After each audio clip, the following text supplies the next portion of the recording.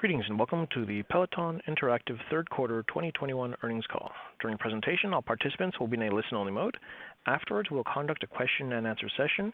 At that time, if you have a question, please press the 1 followed by the 4 on your telephone. If at any time during the conference you need to reach an operator, please press star 0. This conference is being recorded Thursday, May the 6th, 2021. And now I'd like to turn the conference over to Peter Stabler, Head of Investor Relations. Please go ahead. Thanks, Scott. Good afternoon, and welcome to Peloton's fiscal third quarter conference call. Joining today's call are John Foley, our co-founder and CEO, President William Lynch, and CFO Jill Woodworth. Our comments and responses to your questions reflect management's views as of today only, and will include statements related to our business that are forward-looking statements under federal securities law. Actual results may differ materially from those contained in or implied by these forward-looking statements due to risks and uncertainties associated with our business.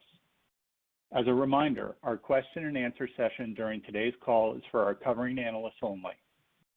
For a discussion of the material risks and other important factors that could impact our actual results, please refer to our SEC filings and today's shareholder letter, both of which can be found on our investor relations website.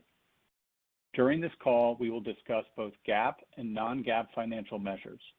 A reconciliation of GAAP to non-GAAP financial measures is provided in today's shareholder letter.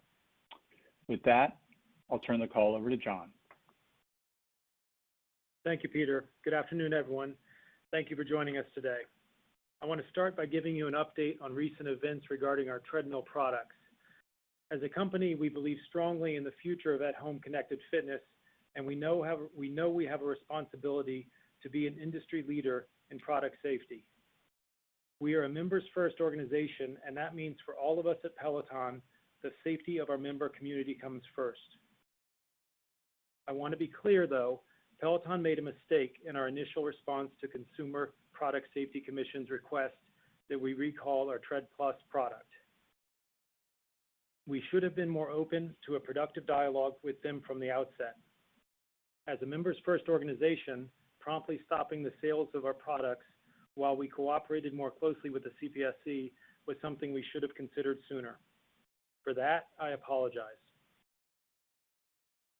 Given our goal of being the largest and safest home fitness brand in the world, yesterday we took an important step, initiating voluntary recalls and stop use directives for our Tread Plus and Tread products in collaboration with the CPSC, the Consumer Product Safety Commission. That was the right decision at this time. We are working to build and introduce even more safety measures and to help set new industry safety standards for all treadmills. We want to provide a safe, world-class fitness experience for our members, people who want the convenience and value of being able to work out from home. Specifically, our voluntary recall involves immediately stopping sales of both products in all markets where they were available. We will also postpone the launch of Tread in the US, which was previously scheduled for May 27th. With regard to the Tread Plus, our work with the CPSC involves building an extra layer of safety features for that product. This will include a digital passcode that will further protect against unauthorized use, a feature that we expect to deploy via an over-the-air software update in the coming days. We will be working hard in the coming weeks and months to develop additional physical hardware to further enhance the safety of Tread Plus. We will, of course, share details as we develop a plan and a timeline for these additional safety features, but bear in mind that hardware features take time to develop, test, and manufacture, and in this case, the CPSC will need to approve our proposed enhancements. With regard to the Tread, which is our new lower-priced treadmill product that features a low-profile traditional belt design, we are also temporarily stopping sales. As a reminder, this product was only available in Canada and the UK, and as we have stated previously, we have been pleased with the reception and reviews. In addition, a small number of Tread units were made available to select US members over the past few months in a controlled rollout to gain additional insights and feedback on the product ahead of launch. While the new Tread has been well received, there have been some minor quality issues related to how the tablet console is attached to the tread. The console, or touch screen, attaches to the tread with screws. In a handful of cases, we have had reports of the screws loosening, causing the console to detach from the unit. We notified the CPSC and the safety regulators in the UK and Canada last week about this issue, and will be working with them to review our proposed solution. We expect to offer the tread for sale as soon as the CPSC's full review of the product is completed. While this process typically takes 6 to 8 weeks, it could take longer, so we can't offer an on-sale or revised launch date at this time. In the meantime, we will continue to produce the tread. We will continue to produce tread content in anticipation of our tread launch, as well as to support our nearly 900,000 digital subscribers. The passcode we are developing for the Tread Plus will also be released on the Tread by the end of the fourth quarter of fiscal 2021. As the largest home connected fitness brand in the world, we want to be leaders in safety. Our goal is to have the best safety features for treadmill products on the market, the most engaging content from our roster of world-class fitness instructors, and the most innovative software that unites our community. While there will be a short-term financial impact due to the steps we're taking, we are putting and will continue to put our members first. In a moment, Jill will review how these actions are expected to impact our financial outlook for Q4. Now turning to some other recent announcements. On April 1st, we officially closed our purchase of Precor. The Precor team adds greatly to our already talented supply chain, manufacturing, and R&D teams. In addition, we expect that Precor will help us significantly grow our commercial opportunity in hospitality, colleges and universities, corporate campuses, and multi-unit residential buildings. To our Precor teammates, a hearty welcome. We're thrilled to have you join us. The integration process with Precor is advancing according to plan, and we look forward to offering you updates in the future as we refine our go-to-market strategy. And to be sure, we continue to expect to produce Peloton products, both bikes and treads, here in the US by the end of this calendar year. We are also excited to share some great new features announced at our virtual homecoming celebration last weekend. As many of you know, Homecoming is our annual member community event, with this year's event bringing together over 200,000 Peloton members for a 3-day weekend featuring special live classes and community discussions. Newly announced features include a major expansion of Peloton programs, which are guided fitness programs designed to help members stay on track to achieve specific fitness goals with weekly progress reports. We also launched Strive Score, which is a personal, non-competitive metric based on your heart rate. Using a compatible heart rate monitor, Strive Score gives you credit for all the work you do with Peloton, even when you're off the bike or off the tread, engaged in floor-based exercises. With many members taking scenic rides and runs, we're also very excited to announce a major upgrade to our scenic experiences. And finally, we will be introducing a pause button for our on-demand classes, one of the most member-requested features for years. We know sometimes life's other duties intrude on your workouts, and while maintaining the integrity of the leaderboard, members will soon be able to pause the workout and seamlessly pick up where they left off. Member reception of these announcements has been great, and we're hard at work building more features to motivate and delight our member community. In fact, from a hardware, software, and content standpoint, we've never been more excited about our future roadmap. Fiscal year 2020 is going to be a year of major innovation for us. Now, I'll hand it over to Jill to review our financial results and updated outlook. Thanks, John. I will start with a review of our third quarter results. In Q3, we generated total revenue of $1.262 billion, representing 141% year-over-year growth, exceeding expectations across all geographies. The primary drivers leading to our revenue outperformance versus guidance were significantly higher deliveries than expected, particularly for bike, meaningfully better than expected churn, lower than anticipated financing rates, and strong accessory sales. Last quarter, in order to reduce wait times for our products, we announced substantial incremental investments in expedited shipping of our products from Taiwan. Today, we're pleased to report that we have made significant progress. Wait times for our original bike are back to pre-pandemic levels of 1 to 3 weeks. Wait times for our Bike Plus are also coming down and should get to the same place as Bike by the end of Q4. We added a record 414,000 net connected fitness subscriptions in the quarter, bringing our end of quarter connected fitness membership base to 2.08 million, up 135% year on year. Our better than anticipated net adds were driven by our expedited shipping investments, which accelerated Bike and Bike Plus deliveries. Net adds were also helped by our low average net monthly connected fitness churn of 0.31%, the best we've seen in 6 years. Our record low churn is due in large part to the efforts that we all make at Peloton day in, day out to drive engagement. In Q3, we averaged 26 monthly workouts per connected fitness subscription versus 17.7 in the year ago period, an increase of 47% year over year.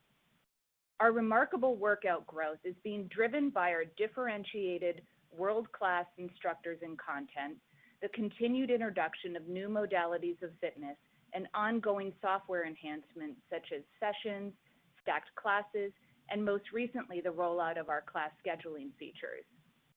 As a reminder, prior to the COVID-19 pandemic, Q3 historically represented our highest engagement quarter of our fiscal year. So we expect typical seasonal patterns to reemerge as we come out of COVID and enter warmer summer months.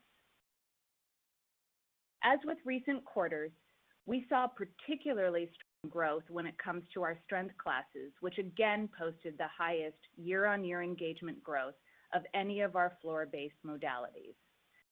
As of March 31st, switching gears to digital, we had 891,000 digital subscribers at the end of Q3. We're thrilled with the growth of Peloton Digital. We can think of no better way to introduce fitness-minded consumers to the amazing quality, breadth, and depth of our content offering. During the past year, we've dedicated more resources to building a powerful digital to connected fitness upgrade path, and we are currently driving the highest monthly upgrade rates we have ever achieved. Trends suggest our new digital cohorts will likely upgrade to connected fitness memberships at a significantly higher rate than the 10% figure we've discussed in the past. As a testament to this progress, we're now seeing over 20% of our digital subscribers ultimately upgrade to connected fitness, and that number continues to increase. As our digital membership base grows, we expect our improving upgrade rates to become an increasingly large driver of our connected fitness sales. Moving to gross margin. Gross margin for the quarter was 35.2%, in line with guidance. Connected fitness product gross margin was 28.4%. The biggest driver of our margin compression over last year was the outsized one-time shipping investments we discussed last quarter to reduce our order-to-delivery timeframes. In addition, we had margin compression due to our September 2020 price reduction of our original bike and a modest impact from mix shift of sales to our treadmill products. Subscription gross margin was 64.6%, and subscription contribution margin was 68.4%, ahead of expectations as we continue to leverage fixed costs associated with content production. Please note that in Q3, we saw a one-time benefit of approximately 350 basis points associated with reserve adjustments and the reclassification of certain costs to operating expenses. Total operating expense as a percent of revenue was 36.3% compared to 58% in Q3 last year. Our strong sales growth drove significant operating expense leverage in the quarter, and we also benefited from a shift of some marketing investments into Q4. Sales and marketing expense represented 16.5% of total revenue versus the prior year period of 29.5%. We resumed marketing in the second half of the quarter, and we continue to ramp in Q4, given our improved OTD position. G&A expense was 14.3% of total revenue versus 24.2% in the prior year. We leveraged expenses even while continuing to make significant investments in our teams and systems.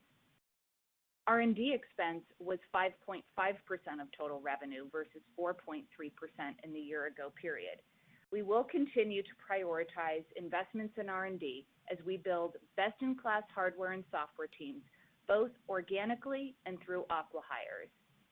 With better than expected sales and operating expense leverage, our fiscal year 21 Q3 adjusted EBITDA was $63.2 million, representing an adjusted EBITDA margin of 5%. As I will discuss in a moment, most of the outperformance relative to our $10 million adjusted EBITDA guidance for Q3 was due to the pull forward of deliveries that we had expected to make in Q4. Net loss for Q3 was negative $8.6 million, or a loss of 3 cents per basic and diluted share. Lastly, we ended the quarter with $2.7 billion of liquidity and have additional liquidity in the form of an untapped $285 million credit facility. As a reminder, our balance sheet benefited this quarter from approximately $900 million in net proceeds from our convertible note offering completed in February. Now on to our outlook. With the recent developments John mentioned with the tread line, it is more difficult than usual to predict our financial results. But based on what we know today, we are updating our Q4 outlook. Our revised revenue guidance for Q4 is $915 million. We estimate the revenue impact of the Tread and Tread Plus recall will be approximately $165 million. The breakout of this impact to revenue is as follows. 1, we currently estimate that ceasing Tread and Tread Plus deliveries will negatively impact revenue in the quarter by approximately $105 million.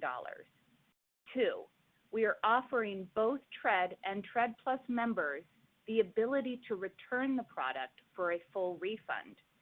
We currently estimate an increase to our return reserves for this in Q4 of about $50 million. And lastly, 3, we will continue to produce Tread content, as John mentioned, and in conjunction with the Stop Use Directive, we will be waiving monthly all-access subscriptions for both Tread Plus and Tread members for 3 months. We estimate that this will impact subscription revenue by approximately $10 million in Q4. Here are a few additional drivers of revenue guidance for Q4. We mentioned previously that we reduced our delivery backlog more than expected in Q3, and as a result, we pulled forward approximately $125 million of revenue that we had expected to fall into Q4. And secondly, we closed Precor on April 1st, and so Precor will be consolidated in our Q4 financials. Our Q4 revenue estimate includes $60 million of Precor revenues. In the context of these events, and also the continued reopening in the U.S., we thought it would be helpful to offer some overall commentary on our bike sales outlook. As anticipated, global bike and Bike Plus sales have been tapering from COVID highs, and we're expecting a gradual return to historical seasonal sales trends. However, our unit sales remain significantly higher than pre-COVID levels. We expect global bike and Bike Plus unit sales in Q4 fiscal 21 to be over 3 times higher than they were in Q4 of fiscal 19, 2 years prior. This continued robust growth of bike sales is the result of the benefits of our Better Best bike portfolio strategy, including our bike price reduction last fall. Our international business is growing at a faster rate than the U.S. Our scaled and growing member base driving continued strong word of mouth, and of course the resumption of media spend. We believe all of this sets us up very well for continued strong bike portfolio growth in fiscal 22. We have ramped media investments in recent weeks, coinciding with our greatly improved order-to-delivery outlook. After a long period of little to no marketing activity, we are very eager to build on our connected fitness leadership position, and this is particularly important as our demographic profile of our membership base continues to broaden. With our revised Q4 revenue outlook, we now expect full-year fiscal 21 total revenue of $4 billion, inclusive of the contribution of $60 million from Precor. For fiscal year 21, expected ending connected fitness subscriptions is 2.275 million, consistent with our prior guidance, taking into account our estimates of returns for treads and tread pluses. For Q4, we expect average net monthly connected fitness churn under 0.85%. This is an increase from Q3 due to typical seasonality observed in the warmer months of the year. Please note that our churn estimate excludes the impact of expected churn from those members who return their tread or tread plus, as well as the impact of the subscription waivers. Moving on to profitability metrics in Q4. We expect Q4 gross margin of approximately 35%, comprised of a connected fitness product gross margin of approximately 21% and a subscription contribution margin of approximately 68%. We expect connected fitness gross margin in Q4 to be impacted by the following unusual items. As part of the recall, we will incur logistics costs to pick up return treads and tread pluses. We have also offered our existing tread plus owners the option to have us move the tread plus to another room within their homes. These costs, combined with the increase in return reserve, are expected to reduce connected fitness product gross margin this quarter by approximately 900 basis points. A portion of these costs will also impact operating expenses. The second item is expedited shipping. In the quarter, expedited shipping investments are driving year-on-year deleverage of our connected fitness product gross margin as well. The port congestion issues we have discussed on recent calls remain acute, and we have recently allocated an additional $15 million in expedited shipping expense to our Q4 plan, in part due to the Suez Canal blockage. Based on our current forecasts, we do not anticipate meaningful expedited shipping expenses in fiscal 22. Lastly, I'll note that connected fitness margins continue to be impacted by the September 2020 price reduction of our original bike. Moving on to subscription margin. We expect a subscription contribution margin of 68%. We continue to expect leverage against our fixed costs associated with content production, but the one-time tailwinds in Q3 that I previously discussed are not anticipated to return in Q4. Over the long term, we continue to expect our subscription contribution margin to exceed 70%. Turning to operating expenses. Our planned sales and marketing spend in the back half of the fiscal year is now weighted to Q4. This is due to a shift in timing of media and production spend. For fiscal year 21, we continue to expect sales and marketing expense to be materially lower as a percent of revenue when compared to fiscal year 2020.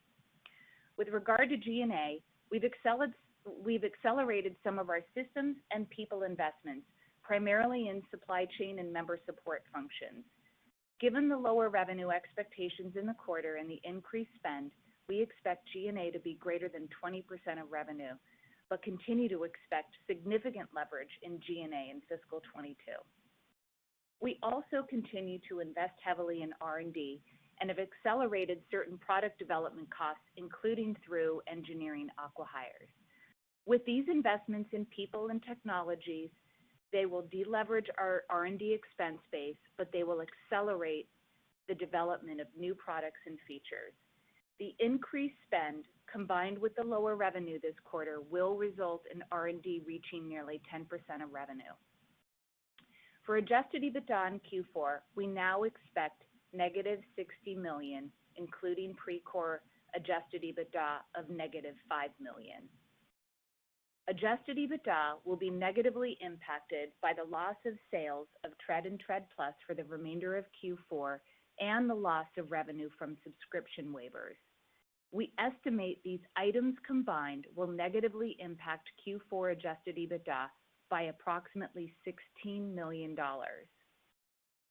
All other costs associated with the recall will be excluded from adjusted EBITDA, such as the increase to the return reserve, Tread inventory write-downs, the logistics costs associated with refunds and moves, and the subscription waiver costs of service. This all represents a revised guide for adjusted EBITDA of approximately $240 million for fiscal year 21. We have done our best to provide our current estimate of the impact to Q4, but obviously these impacts are subject to change. I will now turn it back to John for some closing comments. In closing, I'd like to reiterate that the safety of our member community is our first priority. And through working with the CPSC and others, our aim is to have the safest products on the market while delivering the best experiences and value in fitness. We will be working diligently against these goals, and we remain optimistic about our business, strategy, and team, short, mid, and long term.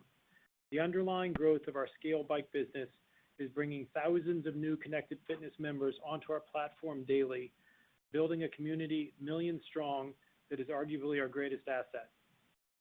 We will continue to innovate for our member community, and we're particularly excited about our fiscal year 22 roadmap, when we plan to introduce new hardware, software features, languages and content, and all the goal of providing the most comprehensive connected fitness and digital membership experiences in the world, and driving ever-increasing engagement among our members. Of note, there were 171 million total platform workouts during Q3, a 258% year-on-year increase. This engagement leads to industry-leading retention levels, and most importantly, a happier and healthier community now numbering over 5.4 million global members. I will now turn it over to the operator to take your questions. Thank you. Thank you. If you'd like to register a question, please press the 1 followed by the 4 on your telephone. You will hear a 3-tone prompt to acknowledge your request. If your question has been answered and you would like to withdraw your registration, please press the 1 followed by the 3.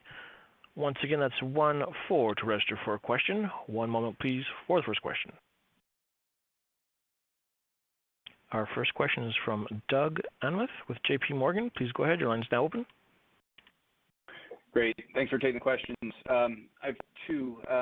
First, John, just hope you could talk about what impact the recalls may have on Bike and Bike Plus sales and demand. I mean, we have obviously the 4Q numbers, but as you look into fiscal 22 a bit as well.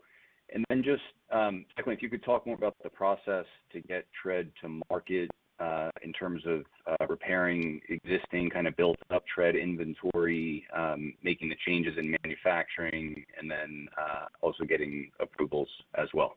Thanks. Hi, Doug, it's Jill. I'm going to take the first question on Bike. I think as we said on the prepared remarks that our guidance for Q4 certainly embeds our thoughts on the impact of the recall on Tread. And so we do, we have baked in some modest impact to Bike and Bike Plus sales, but we think that'll be temporary and we don't think there will be any long-lasting impact. And I think as I outlined, we're still predicting unit sales in Q4 to be 3x what they were, more than 3x what they were 2 years ago. So, we obviously last year, was a big comp. It was the first few months of COVID, but that type of growth over a 2-year stack, we're pretty excited about, and we believe that can continue into fiscal 22. And Doug, let me break out the second question with respect to Tread to make sure that everyone on the call understands that there's two very distinct products, and it's the Tread Plus and the Tread. The Tread Plus is the more expensive tread that we've been selling here in the States for a couple years, and that is the tread that we are working with the CPSC to get a couple different fixes in. I talked about the software fix that's going to allow us to have a code that will help prevent misuse. People who call it kids who shouldn't be on the tread won't know your PIN, won't be able to start the tread. So that's a start that fix should go out in the next couple of days to all Tread Pluses. But we won't get that product back in the market, and we won't take the suggested stop use off until we get what we're calling a hardware fix, something more robust that would go to call at the back of the tread that would physically keep objects from getting under the tread. I don't want to talk too much about it. There's a lot of different R&D as we look at it, and then once we get a plan and propose solutions, we have to work through the CPSC to make sure that they're okay with it. So that could take months, and it's going to take some time. The Tread, which is the low-profile, lower-price product that we've been selling in the UK and Canada with great reception and great Net Promoter Score, great reviews, is something that we think could be on hopefully a more accelerated timeline with potentially just improving the screws and or locking washers, or we have a couple different solutions to make sure that the screws don't come out of the console and that is the product quality is improved.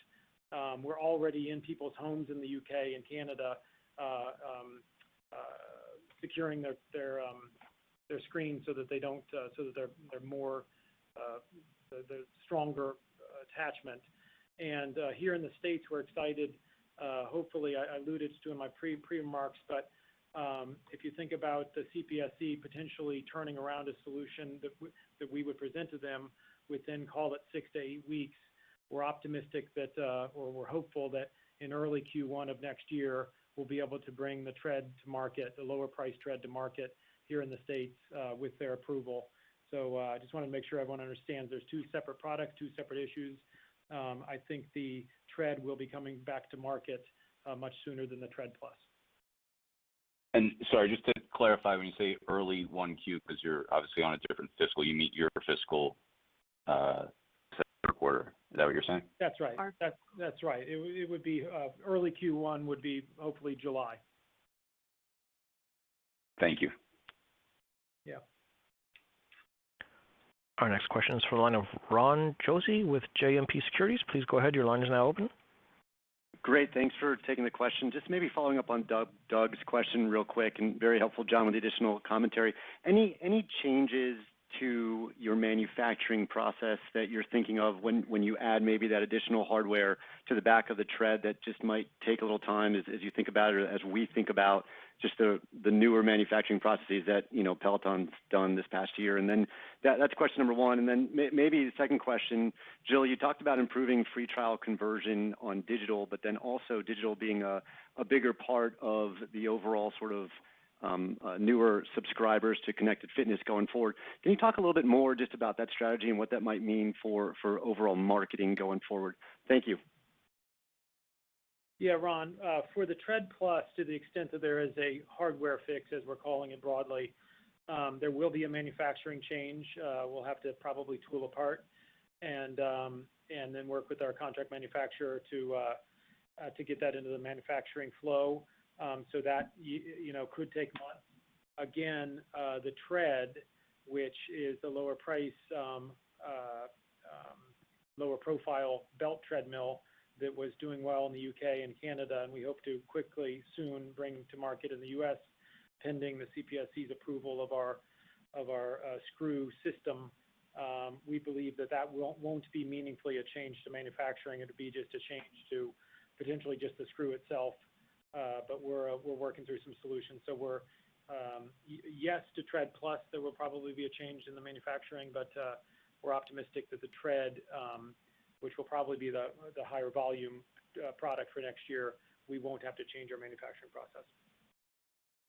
Great. And on the second question on digital, it's obviously something we're really excited about. As you know, the way we've thought about digital is as a sales funnel to connected fitness. And, two ways to obviously drive that is to drive the total number of digital subscribers as high as we can. And we're really proud that we're nearing nearly 900,000 digital subscribers, which is pretty staggering growth to have achieved over the last, call it 18 months. So first of all, we have a much bigger lead pool in digital. And then the second thing, which, was something that, we've only really done in earnest over the past year, which is really how do we get them on a more robust upgrade path to connected fitness. So we're so excited by both of those things growing in tandem with one another. But I think it is a testament. We've said in the past we run that business at break even to an extent, right? We're not trying to lose a lot of money going after digital subscribers, but we are marketing that product, and it is something we evaluate from time to time. How do we allocate potentially more marketing dollars to digital, knowing it will ultimately end up as a connected fitness sale? So that is something in real time that we're constantly looking at. How do we allocate marketing dollars between connected fitness and digital? And certainly with the success of digital, that might be, something that, we do more of in the future, but it's pretty fluid. And again, we do try to operate it on a relatively break-even basis. But I think a lot of it is also a testament to the fact that our content and platform just gets better and better. So the digital value is just going through the roof. Great. Thank you, John. Thank you, Jill. Our next question is from Ed Yruma with KeyBanc Capital Markets. Please go ahead. Your line's open. Hey, good afternoon. Thanks for taking the questions. Two for me. I guess first on pricing with Bike, now that you've gotten OTD times kind of in line, thoughts on kind of pricing. I know you did run a Mother's Day promo that was non-comp, so should we expect to see more of those? And then second, John, kind of a broader question, right? You've had lots of highs and lows this year. You've kept people healthy during COVID, but you also had delivery delays and now Tread. How would you assess brand health, and kind of how do you get back to the perception that Peloton once had? Thank you. Yeah, the first one, Ed, I will say the awareness of our $49 Bike is still pretty low. We weren't able to lean into marketing that. So it feels like the understanding that for $49 a month you get the Peloton, the award-winning original Peloton Bike now in a week's time. Feels like we have a lot of runway with that. So we're not looking at a price drop anytime soon. And the second question around brand health, it's obviously something we care deeply about. And yes, I think it's ebbed and flowed over the last 2 years.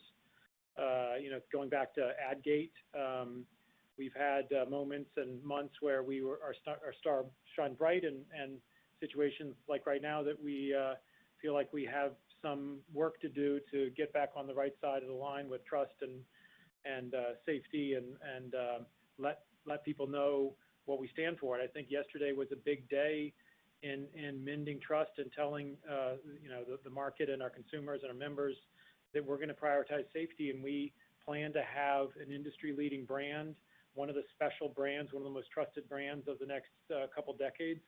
And it started yesterday with our recall to say we're going to take some short-term financial pain to be able to invest in building something that's built to last for decades, where our brand is pristine. And so I think that's what you saw yesterday, and something we're obviously committed to.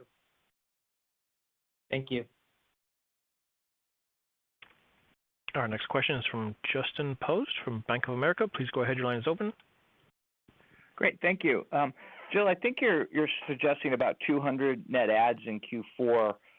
Could you clarify, what the tread impact is and what the bike impact is? And then as you think about next year, interesting, bikes to grow. So can you talk about, as you look back, how much supply was a limitation or the long order to delivery times versus the stay at home, being a positive driver? How do you think about those two factors as we get into 22? Thank you. Great. So I want to try to be the most helpful to answer your question. On sub ads, you're correct. It is roughly 200,000 ads, and as you know,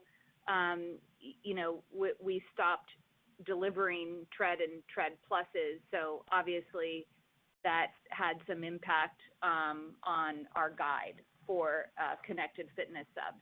The other thing to take into account is that 2.275 million guide, or the roughly 200,000 net ads, also takes into account the returns that we expect, right? So for Tread and Tread Plus, and we talked about the fact that we have a $50 million increase in our return reserve for both Tread and Tread Plus returns, so that is also net of Tread.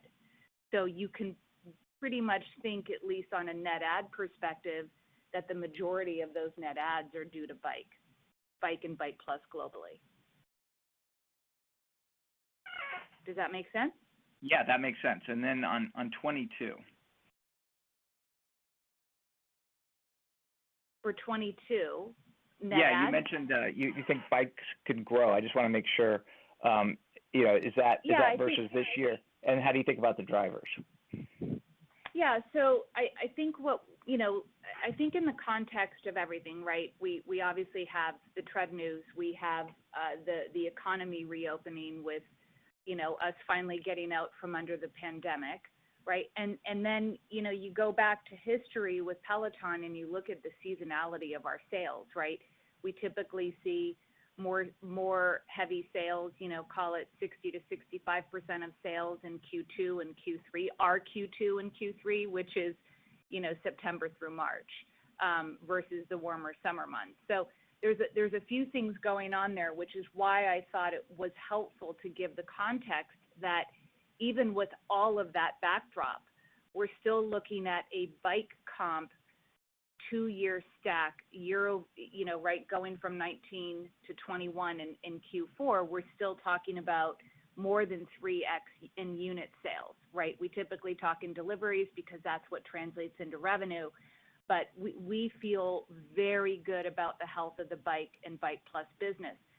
What I talked about was the portfolio, the fact that we have a better best strategy, the fact that we have a long runway to market that lower price bike, the fact that international is actually positively comping last year, which is crazy, given the type of volumes that we saw in the first few months that COVID hit us all. So international is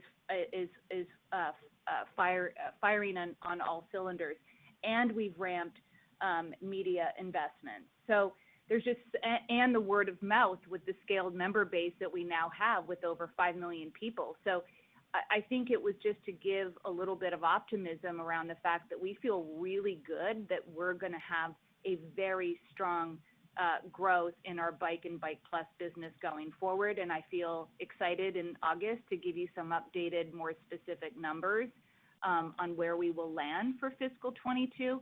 But we're excited about everything that we have, especially now that we can be back on air telling our story. And Justin, that's really helpful. It's William Lynch. Just to build on Jill's point, also notably, and it was in your question, OTDs will be in a lot better shape on Bike and Bike Plus, to Jill's point about our portfolio.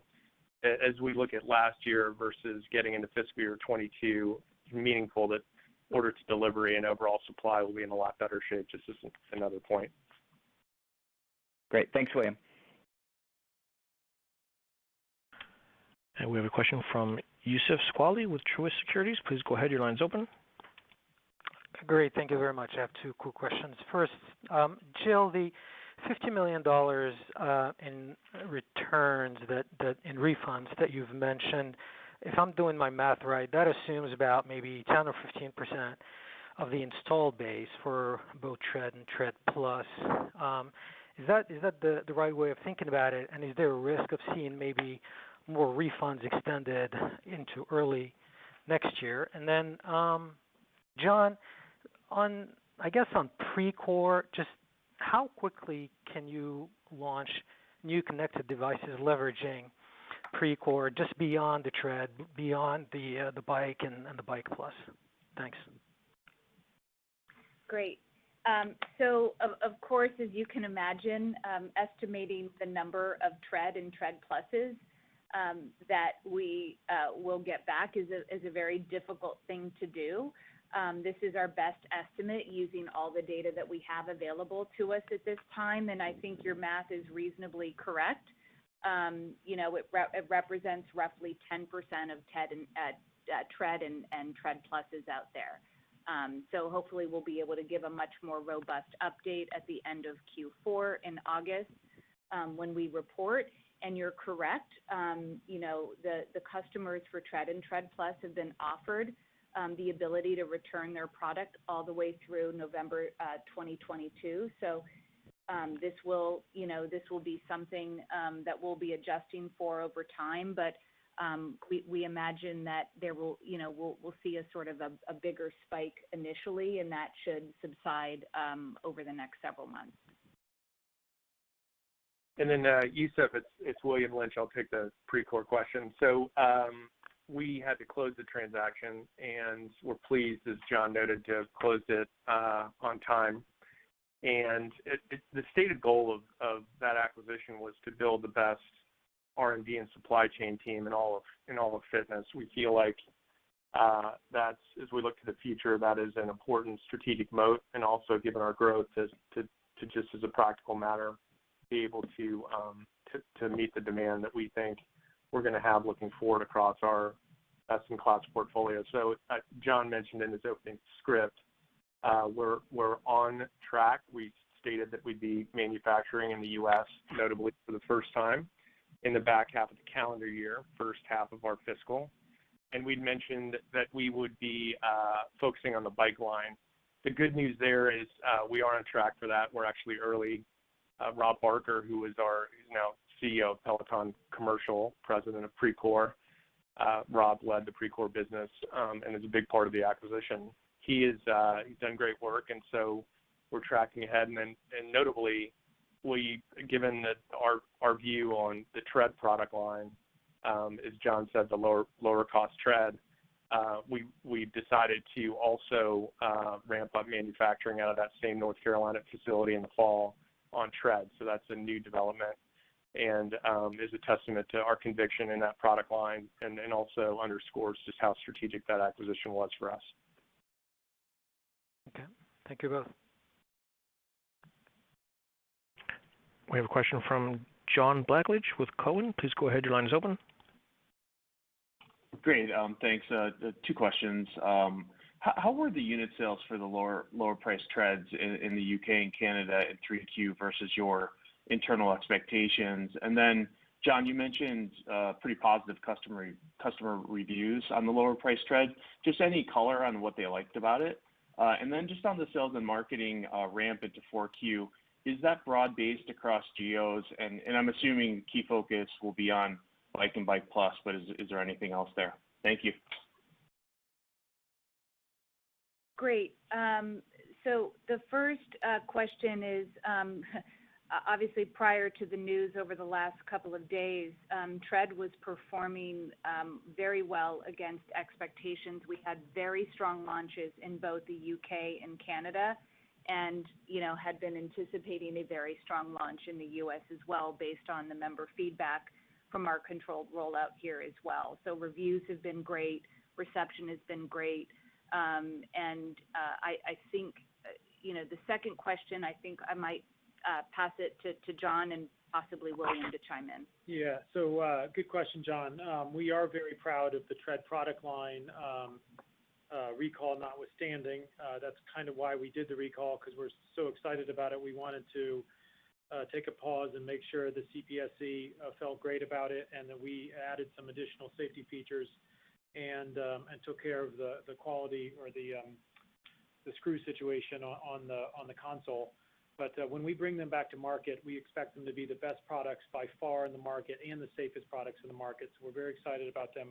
But to answer your question, when you think about our original bike product that had obviously industry leading and one of the highest net promoter scores in the world in any category, to learn last month that our tread product had a 85 net promoter score was just kind of staggering, and it really spoke to how great the product and the experience is. And to your question, what people like about it, the boot camp classes are particularly popular, where you're on and off the tread, so you don't have the monotony of staying on a tread for 45 minutes. You get on this gorgeous device. You have a fantastic instructor, a great community, and then you get off and you get a full body workout on our tread product in your home. And so when you think about getting the best cardio and the best strength in one workout, it's just so efficient and so fun and so motivating, and it's one of the things that's driving the Net Promoter Score. I will add, I alluded to this earlier in my opening remarks, the Strive Score. The Strive Score is a really cool feature that once you step off the tread, of course, you get the metrics of the speed and the resistance and the incline and all that, and all of the metrics and quantitative self that you would expect from Peloton. But when you stepped off the tread prior to Strive Score, you weren't connected to the leaderboard or being tracked and make sure that you're working hard enough and doing the weight training with all of the other people in the class. And now with Strive Score, it's even more immersive. So we're very excited. It was a fantastic product, and it's getting better. We also announced target metrics, which now it'll tell you what incline you should be at. Of course, the instructor tells you, but now the software and the interface also tells you how fast you should be going, what your pace should be, what the incline should be. So it's an incredible software, content, hardware platform. And when we bring it back to the market, it's going to be 10 out of 10 from an experience perspective, and one of the safest treadmills, or if not the safest treadmills in the world. So we're very excited.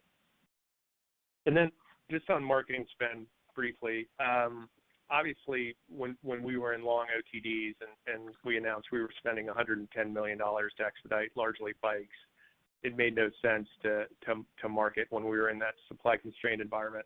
The way we look, as Jill noted, in Q4 we'll be ramping up marketing spend because OTDs are coming down, but also across all geos, as you mentioned, because we see opportunity. The way we're disciplined performance marketers, the way we look at that calculation is there's a CAC target, customer acquisition cost, based on the LTV, substantial LTV that we've got on our connected fitness products, both in terms largely contributed by hardware margin, and then our industry-leading membership revenue at the margins with the retention rates. And so we stick to that. We see opportunity to fuel growth, the growth that Jill mentioned on the core bike line, and those economics afford us the ability to market aggressively. So it's one of the many attractive things about our business, and now that we're in a better supply position, that's why you're seeing that marketing ramp on bike across all geos.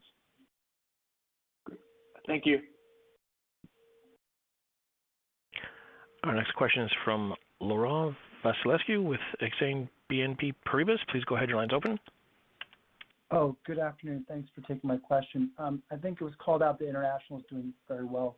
I'm curious to know about the milestones you're setting for the Australian launch, and what does Australia mean for other potential country rollouts, especially since you recently added a Spanish-speaking instructor?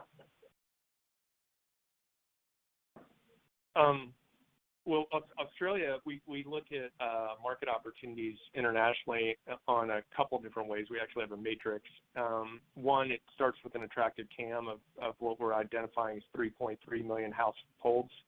If you look at behavior, there's just a huge universe of fitness fanatics. Boutique fitness, as an example, is growing 60% year. Boutique fitness is growing 60% year on year. Interestingly, as we looked at and did research on our purchase intent and awareness in Australia, Peloton actually, without any marketing in country, has has had both high awareness and purchase intent relatively. And Australians, we know, love global brands. That was another thing that came out of the research. So all those reasons made it super attractive. We'll launch both with Bike and Bike Plus and digital, where we're actually doing something interesting, and this talks to the benefit of learning from each global launch. We're going to release the app first and seed the market with the app and that amazing digital content that Jill referenced.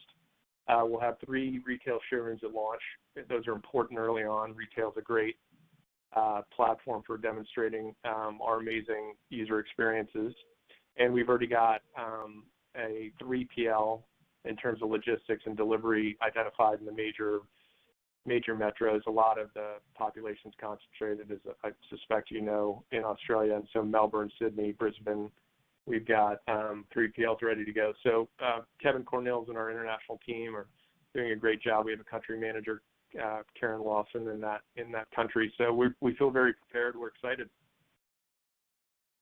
And I'll hop in with the thank you for noticing Mariana Fernandez and our Peloton Spanish yoga in Espanol, as it were. We are super excited about all the languages that we plan to offer. Spanish was a big one. Mariana is the first instructor, as you noted. We don't have any new countries to announce on that in that line right now, but you can imagine we have global ambitions, and Spanish language is something that we're very excited about.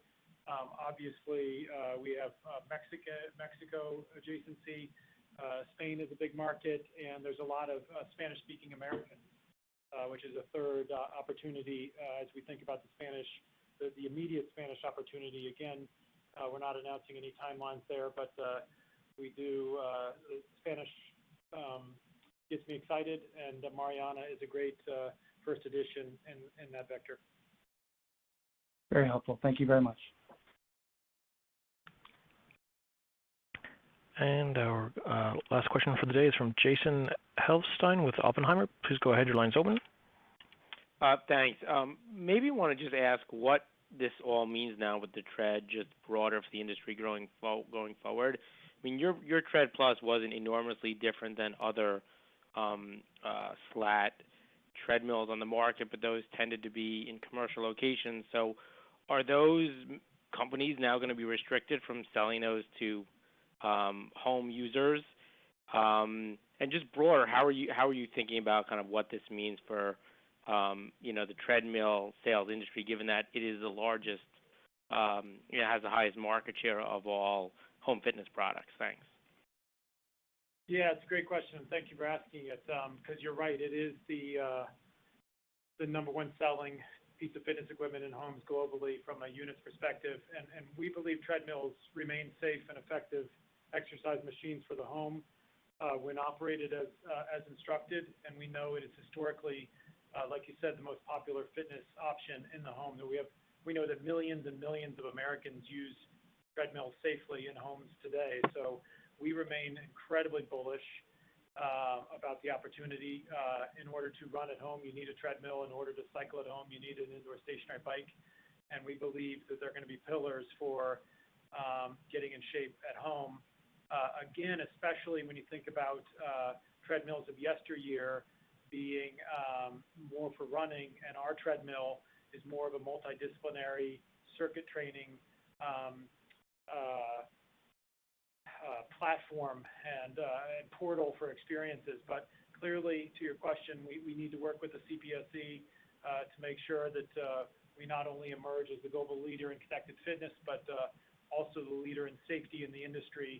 And we believe that it is our opportunity and our responsibility, for that matter, to really be the industry leader in safety. We're obviously already the industry leader in innovation, and we're excited to work with the CPSC and keep you guys appraised of future announcements and future product developments that are going to make our treads even safer.